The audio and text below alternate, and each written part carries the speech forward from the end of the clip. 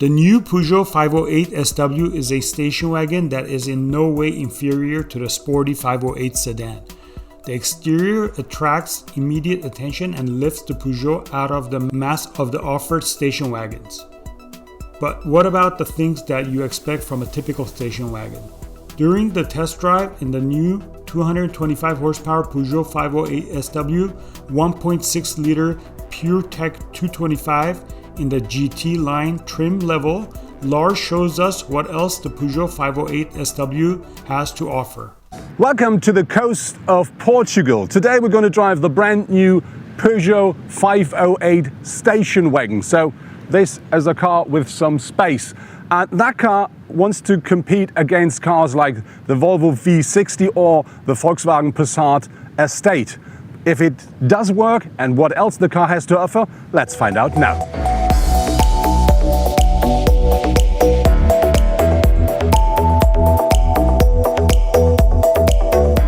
There are three different trim levels available for the new Peugeot 508 station wagon, which are Active, Allure and GT. And of course there are different features on board regarding, depending on what kind of trim level you buy.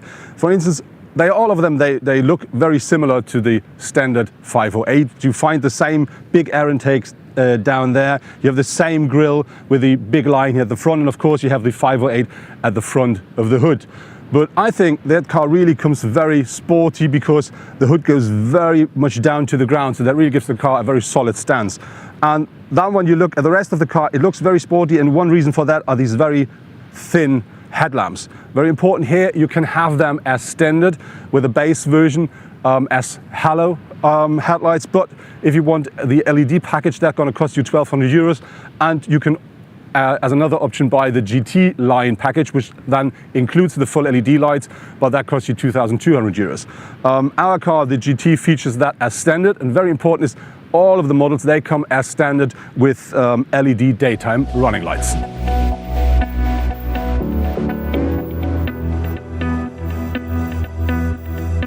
With 4.79 meters, the station wagon is 40 mm longer than the sedan, but they do feature the same wheelbase, so you're going to find these extra 4 centimeters at the rear of the car. The car comes with alloys from 16 up to 19 inch. Very important, the 16 inch comes with a standard. The GT version we're driving features a standard 18 inch, but we got the 19 inch mounted, and they're going to cost you 570 euros extra. To give the GT version a more sporty look, you're going to find some bits and pieces here and there, like we have these black rearview mirrors, we have these roof rails here in glossy black, we do find a black frame around the windows at the side, and we do have these dark windows starting from the B-pillar. What I really like with the car is the roof line is very, very dynamic, very sporty, and is supported by the line of the windows here, the window shape. And so I think even though it's an estate, we're really talking about a very sporty look from the side of the car. And very interesting is if you're gonna buy that car with a bright color and there is a glass roof mounted, you're gonna get a gap here. It looks very funny, so you have to have a closer look at that one if you like it or not.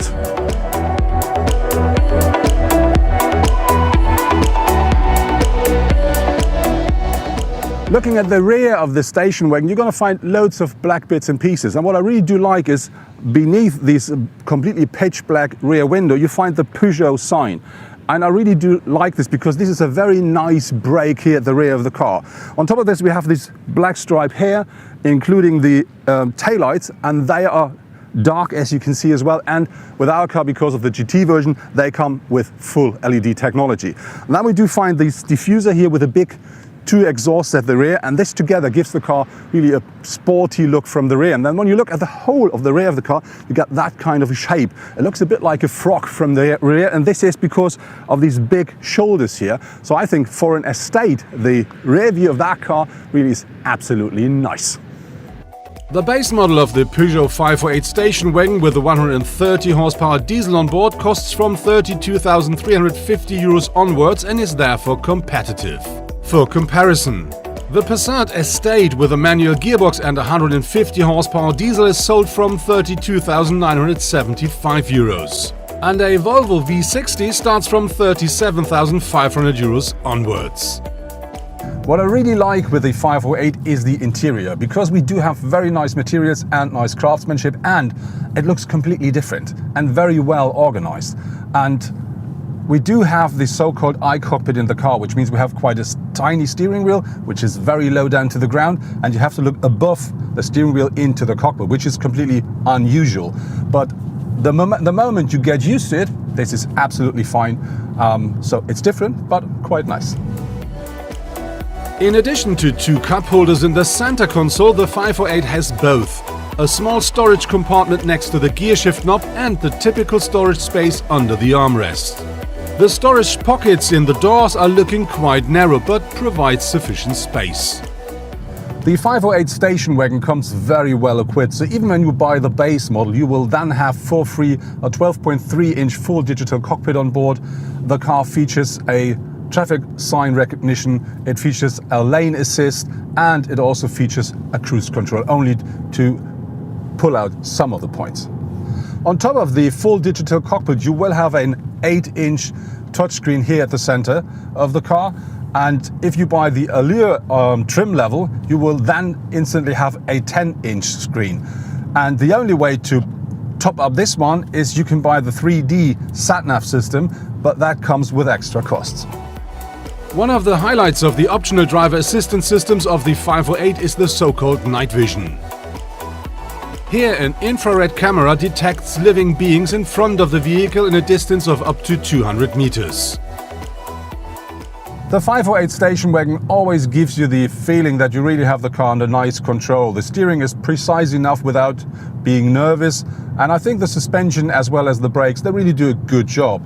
What I don't like so much is that the car offers different drive modes, so we can have Eco, Sport and Comfort, and there is not a big difference in between these drive modes. So the only thing where you can feel it a bit is the suspension that is getting smoother when you drive in Comfort, and of course the car picks the gas a bit quicker when you go into Sports. But even if you change into Sports, that car is not changing from a comfortable car into a sporty car. The 508 station wagon offers 530 liters of maximum boot capacity with the rear seats up, and 1,780s when you fold down the rear bench. And regarding to the competitors, that's not a bad number, because even the Volkswagen Passat station wagon only offers 1,780, so there's a similar or same number. But when you fold up the rear seats, then there is a difference of 120, because the Volkswagen then offers 650 liters. If you look at the Volvo V60, that offers with the rear seats up only 1 liter less than the Peugeot, but if you fold the seats down, then there is a big gap, and that's 300 liters. The space the car offers is here at the front, even for tall drivers like me, absolutely fine. You have a comfortable position, and on top of this, the seats, they really offer good support and more than enough comfort. Of course, the seating position is a bit unusual because of the so-called iCockpit position of the steering wheel, but it's really comfortable even for longer trips. But how it looks behind me, we're going to find out that while having a short stop. So now let's find out if I can sit behind me. The seat is the same position. That's gonna be tight. Ugh. So, there is no space left in front of my knees. They do not fit behind the seat. I do have some head space left, which is okay, but I don't have a very nice look from here because of this bar. But to be honest, I'm nearly 2 meters tall and I'm not a standard person. So I think if there is a standard person in front of me, a standard person would fit in here, I think, quite well. One of the competitors of this car is the Škoda Superb, and inside of that car, that looks completely different. There's loads of space left. But on the other hand, to stay fair, I have to say, in the Škoda Superb, there's a lot more room than with the Volkswagen Passat or the Volvo V60. So this is the biggest one in the segment. There are 5 different engines available for the new 508 station wagon. There are 2 1.6 liter petrol engines, and they offer either 180 or, like we drive, 225 horsepower. Both of them are featuring as standard an 8-speed automatic gearbox. And then there are 3 diesel versions. The smaller one is a 1.5 liter, and that offers 130 horsepower, and that comes either with a 6-speed manual or an 8-speed automatic gearbox. And then there are 2 2-liter diesel engines, and they offer either 160 or 180 horsepower. Both of them come as standard with the 8-speed automatic gearbox. Our test car features the 1.6-liter petrol engine, and that offers 225 horsepower or 165 kilowatts. And the maximum torque is 300 Newton meters.